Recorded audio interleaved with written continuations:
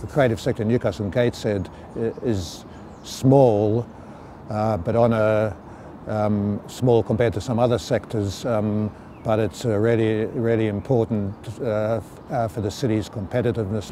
It's raised the profile definitely sort of internally in the council with some of the decision makers and some of the more senior managers and perhaps some of the elected members as well. So it's definitely done. And it's also been a vehicle to get the universities and the private sector and the public bodies together and to look at the sector and see what needs to be done. So even though we are doing these programs, particular projects as part of Creative Cities project, hopefully coming out of the steering group that's been set up, there'll be further projects and support. I mean, the whole point is to grow the sector and to create more jobs for the area.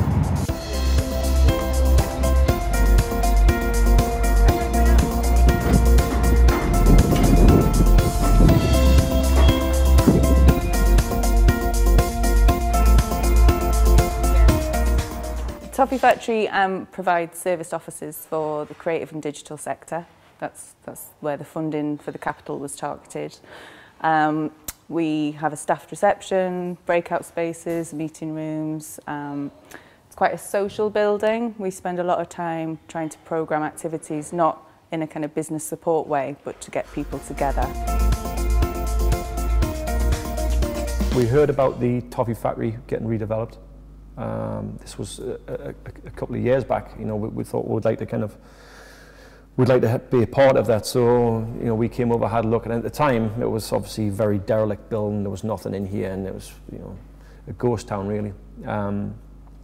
So we just inquired about the plans, what they had in mind, you know, what they were going to be doing with the place, how they're going to sell it, and it just sounded perfect for us. The Toffee Factory itself gave us and a bit of more creative feel, and it may sound a bit kind of cliche, but you know, it's the environment that you're in that kind of helps us with what we do.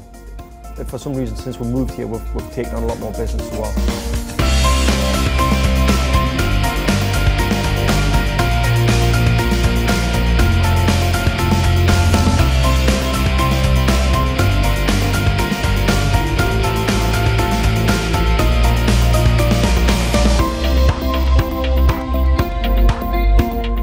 The Lake Shows is the biggest and best Museums at Night event in the UK, and that's official.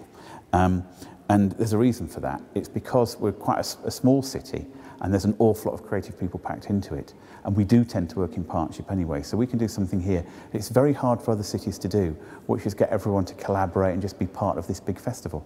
And so it's made a great difference to that sort of creativity. A lot of artists come and take part, and it grows every year, as I've said, from 14 venues up to 60. People just get it, and it's that kind of city. Yeah, it's a very simple programme.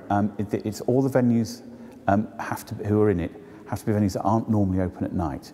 So museums, galleries, heritage sites. We've got some empty spaces filled with artists. We've got the cathedral, the castle. So it's a very, very different, and it's a really, really great night of going to places you can't normally go at night.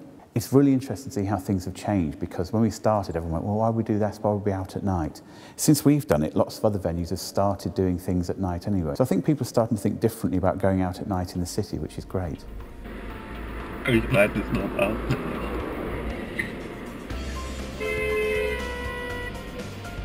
Wow. Was war das?